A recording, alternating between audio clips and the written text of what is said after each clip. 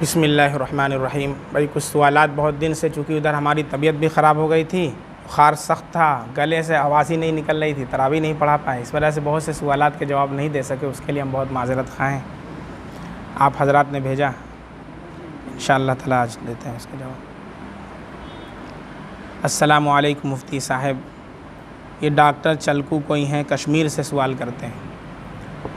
میرا ایک سوال ہے، میرے والد صاحب نے زمین لی تھی جس کے ٹھیک بغل میں آرمی کی زمین تھی، چونکہ زمین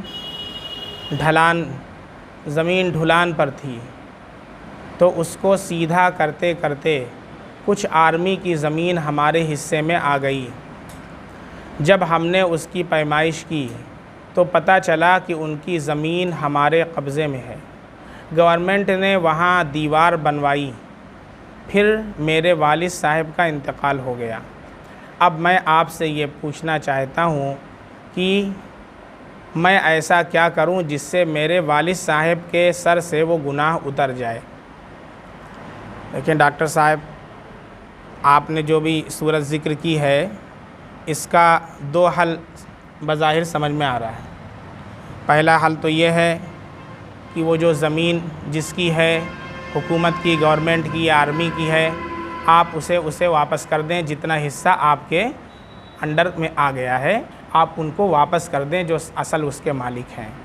اور دوسری اس کی شکل یہ ہے کہ آپ ان سے بات کر کے، جو بھی وہاں کے ذمہ دار ہوں تو ان سے بات کر کے اس کا آپ پیسہ ادا کر دیں، قیمت ادا کر دیں، اور اس کا کاغذ پیپر بھی بنوا لیں۔ آپ اگر وہ تیار ہوتے ہیں دینے کے لیے تو آپ اس کو خرید لیں، اور جتنا بھی آپ کے حصے میں آیا ہے آپ اس کی قیمت کو ادا کر کے اس کا پیپر بنوا لیں۔ یہی دو صورت سمجھ میں آتی ہے، یا تو آپ اس کو واپس لوٹا دیں جتنا بھی حصہ آپ کے قبضے میں آیا ہے، حکومت کا یا آرمی کا، اور یا تو آپ ان سے بات کر کے اس کو قیمتاً خرید لیں اور اس کا کاغذ پیپر بھی بنوا لیں۔ خالی زبانی بات نہ کریں بلکہ اس کو کاغذ پیپر پر اوکے کروا لیں۔ السلام علیکم مولانا صاحب، ایک مسئلہ پوچھنا تھا۔ میری اسپیئر پارٹس کی شاپ ہے، جیسے کوئی اوریجنل موبائل کا ڈبہ ہے جیسے کیسٹرول کا، اس میں ڈپلیکیٹ مال بھرا ہوا بھی آتا ہے، کیا اسے اوریجنل کے ریٹ میں بیچ سکتے ہیں؟ جیسے ڈبہ کیسٹرول کا اور اس میں ہلکی کوالٹی کا موبائل ہو، کیا یہ جائز ہے بیچنا؟ دیکھیں، اگر ڈبہ اوریجنل ہو اور اس کے اندر موبائل ڈپلیکیٹ ہو تب تو یہ دھوکہ ہے، سامنے والے کو دھوکے میں رکھ کر کے آپ نے بیچا ہے، یہ تو بالکل درست نہیں ہے۔ اللہ کے نبی صلی اللہ علیہ وسلم کا ارشاد ہے، من غش فلیس منا، جو دھوکہ دے وہ ہم مسلمانوں میں سے نہیں ہے۔ تو اس طریقے سے کرنا آپ کا درست نہیں ہے کہ ڈپلیکیٹ ڈبہ ہو اور اندر جو ہے اوریجنل ڈبہ ہو اور اندر ڈپلیکیٹ موبائل لگ کے آپ اوریجنل والے ریٹ میں بیچ دیں۔ ہاں، فقہ نے اس کی شکل یہ لکھی ہے کہ آپ جو خریدنے والا ہے اس کو صورتحال سے آگاہ کر دیں، اس کو بتا دیں کہ بھائی دیکھیے اس میں ڈپلیکیٹ مال ہے، اس میں کیا ہے، ڈپلیکیٹ مال ہے اور ڈبہ اوریجنل کا لگا ہوا ہے، ٹھیک ہے، اور اس کی پرائس ہم یہ لے رہے ہیں، اب آپ لینا چاہتے ہیں تو لے لیجئے، اب سامنے والا راضی ہے تو لے سکتا ہے، لیکن بغیر بتائے ہوئے اس کو فروخت نہ کریں، ورنہ تو دھوکہ دہی ہوگی اور یہ درست نہیں ہوگا۔ مفتی صاحب، میں شعر شاعری کرنا چاہتا ہوں اور میں نے سالوں سے محنت کی ہے، کیا شعر شاعری سے کمایا ہوا پیسہ حلال ہے؟ میں شعر و شاعری کر کے پیسہ کمانا چاہتا ہوں کیونکہ میں نے سالوں سے محنت کی ہے، اور ہم نے مشاعروں میں دیکھا ہے زیادہ تر ٹوپی والے مولوی صاحب ہی رہتے ہیں۔ مجھے یہ بتائیے کہ شعر و شاعری کی کمائی حلال ہے یا حرام ہے؟ مہربانی ہوگی۔ وہ شعر و شاعری جو راحت اندوری صاحب کیا کرتے تھے وہ میں شاعر بننا چاہتا ہوں۔ آپ نے نہ تو نام دیا ہے نہ ایڈریس دیا ہے، برائے مہربانی نام اور ایڈریس کے ساتھ سوال کیا کریں۔ دیکھیں، جہاں تک آپ کے سوال کی بات ہے، فقہ نے یہ بات لکھی ہے کہ وہ شعر، وہ اشعار کہ جو نصیحت پر مشتمل ہو، جو حق بات پر مشتمل ہو، جس کے اندر حق بات کہی جا رہی ہو، ظالم کے خلاف کوئی بات کہی جا رہی ہو، اس میں کوئی جھوٹ بات نہ ہو، نہ ہی اس میں مبالغہ آرائی ہو، نہ اس میں حق بات کے خلاف کوئی بات ہو، یا اسی طریقے سے اللہ کی حمد بیان کی گئی ہو، اللہ کے نبی صلی اللہ علیہ وسلم کی تعریف اور توصیف کہی گئی ہو، نعت بیان کی گئی ہو، تو یہ بالکل درست ہے۔ اور جب یہ درست ہے تو یہ ایک طرح کا فن ہے، اس کے اوپر آپ جو ہے اجرت بھی لے سکتے ہیں۔ لیکن اگر اس میں مبالغہ آرائی کی گئی ہو، یا اس میں جھوٹ کہا گیا ہو، یا حق بات کے خلاف بات کی گئی ہو، تو یہ بیان کرنا ہی درست نہیں ہے، جائز نہیں ہے، تو اس کے اوپر اجرت کا لینا بھی درست نہیں ہوگا۔ اور بہت زیادہ اس کے پیچھے نہیں پڑنا چاہیے۔ قرآن میں اللہ کا ارشاد ہے وَالشُّعَرَاءُ يَتَّبِعُهُمُ الْغَاوُونَ۔ ہاں ٹھیک ہے، تھوڑا سا آپ کی طبیعت ہے، اس میں وقت گزار لیا، لیکن سارا کا سارا وقت شعر و شاعری کے حوالے کر دینا یہ عقل مندی نہیں ہے۔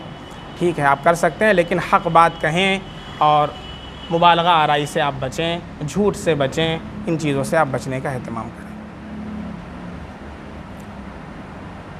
ابو القیس صاحب چاچک پور سے سوال کرتے ہیں، کیا ہے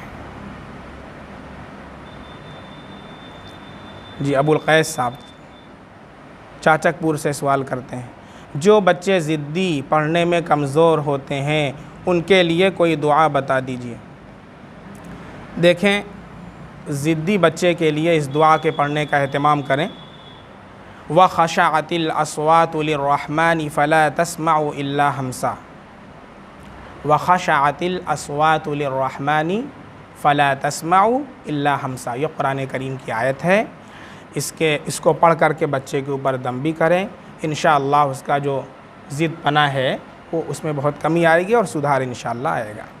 اسی طریقے سے قرآن کریم ہی کی ایک دعا ہے، ربنا ہب لنا من ازواجنا وذریاتنا قرۃ اعین واجعلنا للمتقین اماما۔ بہت مجرب دعا ہے، بہت اچھی دعا ہے۔ ربنا ہب لنا من ازواجنا، اے ہمارے پروردگار ہمارے لیے عطا فرمائیے ہماری بیویوں میں سے اور ہماری اولاد میں سے آنکھوں کی ٹھنڈک، ہماری اولاد کو ہماری آنکھوں کے ٹھنڈک کا سامان بنائیے، یہ قرآنی دعا ہے۔ وَجَعَلْنَا لِلْمُتَّقِينَ إِمَامًا، اور ہمیں متقیوں کا امام بنائیے۔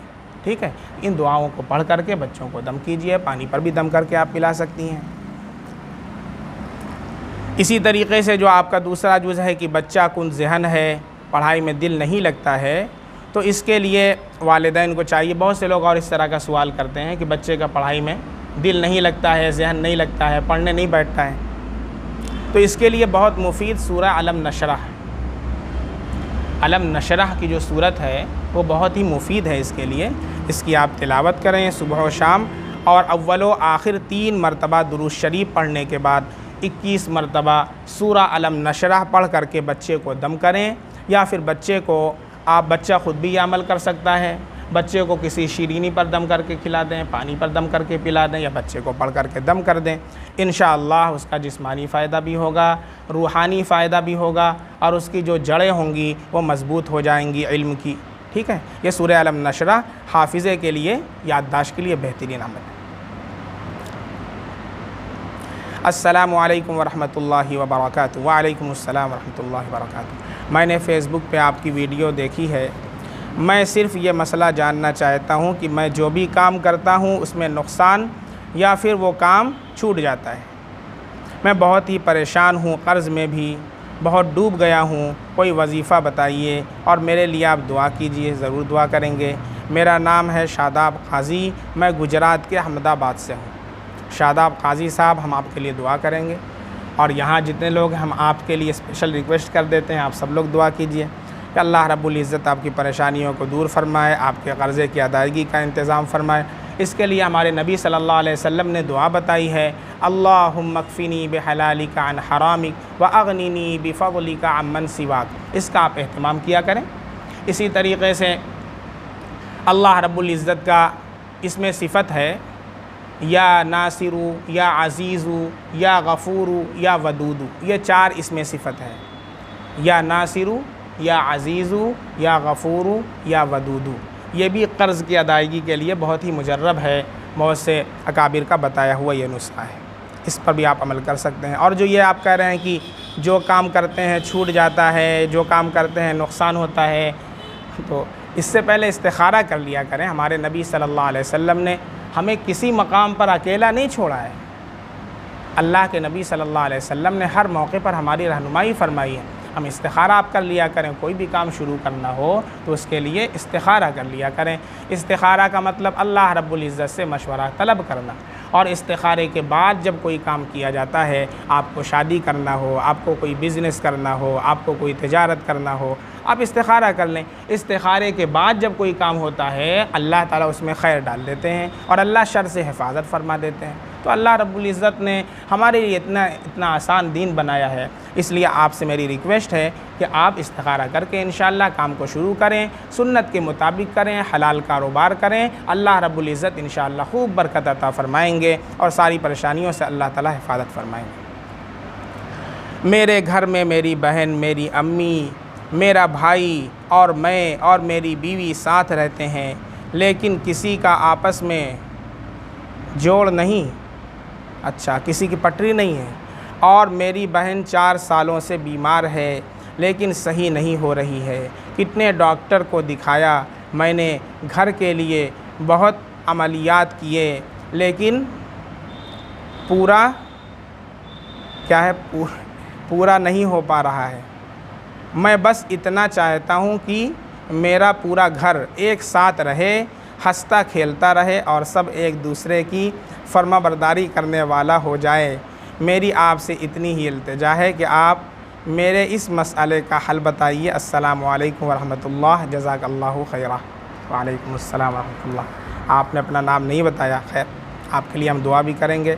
اور یہ جو آپ کہہ رہے ہیں کہ گھر کے اندر پٹری نہیں کھاتی ہے، تو اس کے لیے تو میں نے اس سے پہلے بھی دعا بتائی ہے، ویڈیو ریکارڈ کروائی ہے۔ اللہم الف بین قلوبنا واصلح ذات بیننا، اس کا کثرت سے آپ ورد رکھیں، انشاءاللہ گھر کے اندر اتحاد و اتفاق پیدا ہوگا، ٹھیک ہے۔ اسی طریقے سے نماز عشاء کے بعد یا لطیفو یا ودودو، یا لطیفو یا ودودو اللہ کا اس میں صفت ہے۔ 3 تسبیح اس کا ورد کر کے اللہ سے خوب دعا کریں، اللہ رب العزت انشاءاللہ گھر کے اندر اتحاد و اتفاق پیدا فرما دیں گے۔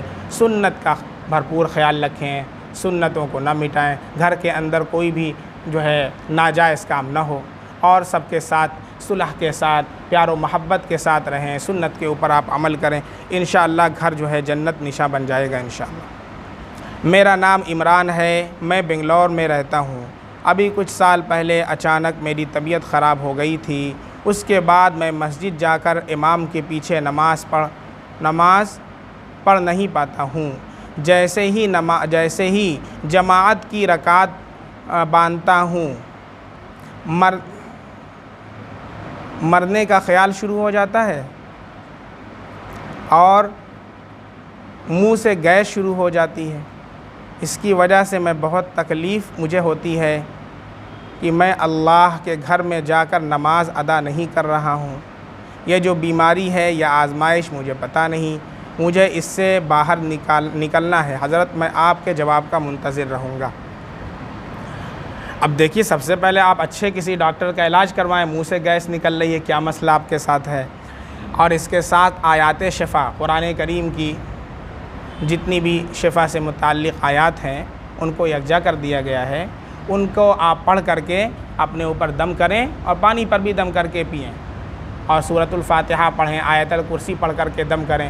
تو بہت مجرب ہے، بہت سے لوگوں کا یہ تجربہ ہے کہ آیات شفا کے ذریعے بڑے ایسے لا علاج مریض تھے جن کو اللہ نے شفا یاب فرما دی۔ اللہ کی آیات میں شفا ہے، یقین اللہ کی ذات پر ہونا چاہیے۔ تو آپ جو ہے آیات شفا کا بھی ورد کریں اور کسی اچھے ڈاکٹر سے اپنا علاج بھی کریں۔ میں بھی انشاءاللہ آپ کے لیے دعا کروں گا، اللہ آپ کو شفا عطا فرمائے۔ السلام علیکم ورحمۃ اللہ وبرکاتہ۔ حضرت آپ کو فیس بک پر دیکھا تھا، آپ سے یہ درخواست ہے کہ گھر میں جناتی آسیبی خلل ہے یا جادو ٹونا ہے، اس کے لیے کیا کیا جائے؟ سورۃ البقرہ پڑھیے، سورۃ البقرہ پڑھیے۔ اللہ کے نبی صلی اللہ علیہ وسلم کا ارشاد ہے، جس گھر میں سورۃ البقرہ پڑھی جاتی ہے اس گھر سے شیاطین بھاگ جاتے ہیں۔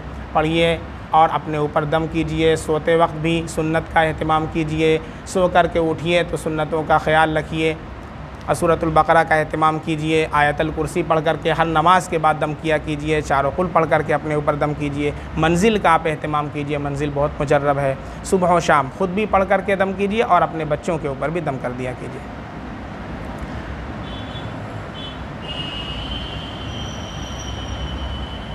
مفتی عبد الرحمن صاحب السلام علیکم ورحمۃ اللہ وبرکاتہ۔ وعلیکم السلام ورحمۃ اللہ۔ مجھے بہت گیس بنتی ہے، کیا میں وہیں وضو کے ساتھ نماز پڑھ سکتا ہوں؟ اور سنت بھی برائے مہربانی مجھ کو واٹس ایپ سے ہی رہبری کیجیے، جزاک اللہ خیرہ۔ دیکھیں، معذور شرعی ایک ہوتا ہے، معذور شرعی۔ معذور شرعی کسے کہتے ہیں؟ معذور شرعی اسے کہتے ہیں جس کو کوئی ایسا عذر ہو، جیسے کہ ریاح نکلنا، یا اسی طریقے سے کوئی اور کسی کو بیماری جیسے پیشاب کے قطرہ ہے، اس کو بار بار نکلتا رہتا ہے، پیشاب کا قطرہ ٹپکتا رہتا ہے، یا کوئی ایسی کوئی زخم ہو گیا ہے کہ وہاں سے خون رس رہا ہے، اس طرح کی کوئی، تو اب یہ دیکھا جائے گا کہ ایک نماز کا پورے وقت کا وہ عذر احاطہ کر لیں۔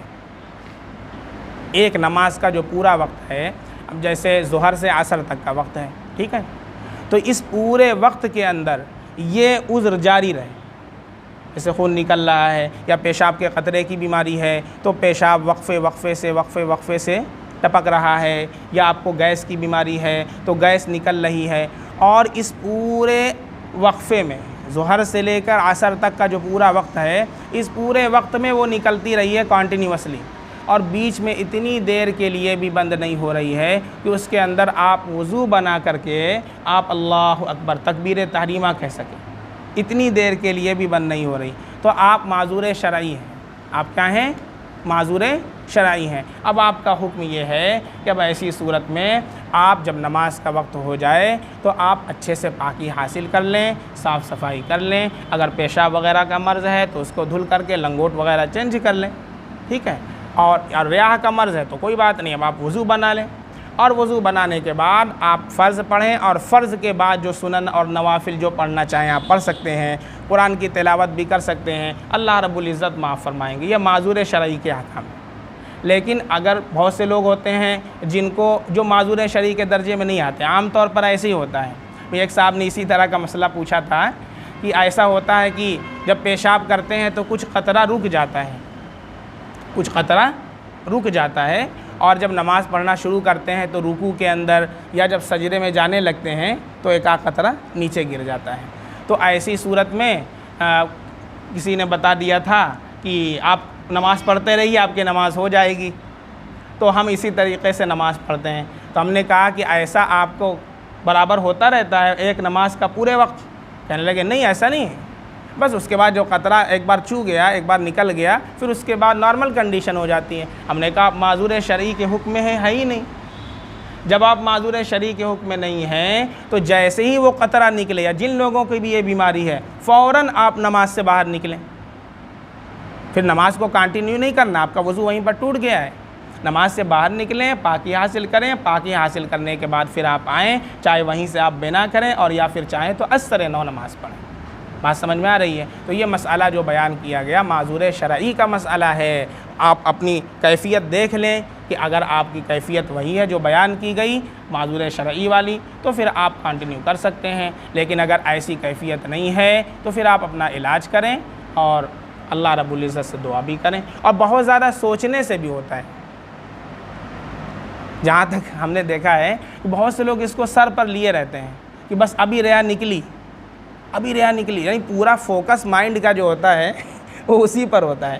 یا جیسے قطرے کی بیماری ہے تو بس انہوں نے سوچ رکھا کہ بس اب نکلا، تو جب یہ مائنڈ کا پورا فوکس کسی چیز پر ہوتا ہے نا تو ہوتا ہی ہے، اور پورا آپ ذہنی طور پر اپنی پوری توانائی اس کے اوپر صرف کر رہے ہیں تو بھائی ایک قطرہ ہے وہ تو نکلے گا ہی۔ تو اس لیے بہت زیادہ آپ اس کے اوپر فوکس نہ کریں۔ شروع کے اندر مجھے بھی یہ مرض تھا، اس لیے میں آپ کو بتا رہا ہوں۔ اس طرح تو میں بہت زیادہ پریشان، بامبے کے اندر میں تھا، تو وہاں کے حکیم صاحب تھے قاضی عبدالرشید صاحب، میں ان سے ملا، ان سے کہا، حکیم صاحب نے کہا کہ بابو پریشان ہونے کی ضرورت نہیں ہے، اتنا سمجھے رہتا ہے، اور بہت زیادہ اس کو سوچا مت کرو۔ ہم نے سوچنا بند کر دیا، سب ٹھیک ہو گیا اللہ کے، اس لیے میں یہ بات بتا رہا ہوں۔ میں نے سوچنا بند کر دیا، اچھے سے آپ پاکی حاصل کر لیں۔ ہاں پھر بھی میں نے اس کا ایک طریقہ پہلے بتایا ہے، جو حضرات اس کے شکار ہیں میں نے ان کے لیے ایک طریقہ بھی بتایا ہے، وہ پورا ویڈیو ڈال دیا ہے، اور وہ استاذ محترم حضرت مولانا مفتی سعید احمد صاحب پالنپوری رحمۃ اللہ علیہ کا ہے، حضرت انتقال فرما گئے۔ انہوں نے بہت اچھا طریقہ بتایا ہے ایسے لوگوں کے لیے جو اس پیشاب کے قطرے کی وجہ سے پریشان رہتے ہیں، وہ پورا میں نے ریکارڈ کروا دیا ہے بیان، اس کو دیکھ لیں، انشاءاللہ آپ کو بہت راحت ملے گی اور اس سے انشاءاللہ آپ نجات پا جائیں گے۔ اللہ تعالی ہم سب لوگوں کو علم و عمل کی توفیق عطا فرمائے۔ ٹھیک ہے، تاخیر کے لیے معذرت چاہتا ہوں، اب جو سوالات آئے ہوں گے انشاءاللہ آگے کبھی جواب دے دیں، ٹھیک ہے۔ سبحان اللہ بحمدہ، سبحانک اللہم بحمدک، اشہد ان لا الہ الا انت، استغفرک و اتوب الیک۔ سبحان ربک رب العزۃ عما یصفون، وسلام علی المرسلین، والحمد للہ رب العالمین۔